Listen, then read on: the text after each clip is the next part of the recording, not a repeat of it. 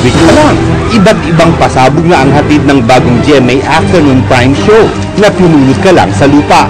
Agad-agad, may trahedya, iyakan, labanan, pati na rin kasiyahan at pag-iibigan. Sa mga susunod na araw, mas matitinding eksena pa raw ang dapat abangan sa pagitan ng mga karakter ni Julian San Jose, Benjamin Alves, LJ Reyes at iba pang cast member. Ginagawa lang po talaga namin lahat yung makakaya namin, yung best po namin para mabigyan po ng justice yung mga roles, yung characters, yung movie, yung script po mismo, yung movie.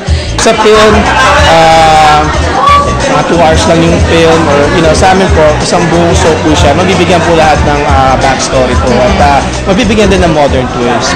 Pero abalaman sa taping at iba pang commitments, aminado sina Julian at Benjamin na mas napapalapit sila sa isa't isa. Kaya sakto ngayong Love Month, sinalang namin sila sa compatibility test. Magtutugma kaya ang mga sagot nila sa iba't ibang tanong? First question, saan ang iyong dream travel destination? Oh, tama. Or Greece is Mas specific lang yun sa kanya. Kasi I went to London with my sister, and then ayun, he was also planning na hopefully makapunta siya ng backpack talaga. After graduation ni Julie, she went to London as her graduation gift. Sino ang mas sweet? Yep. I just find him really sweet.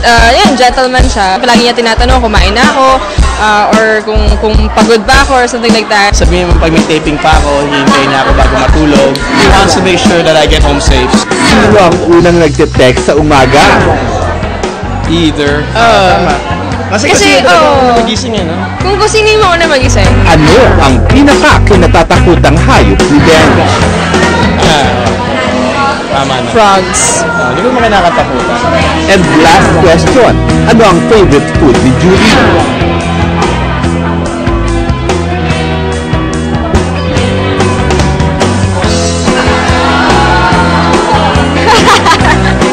Tama.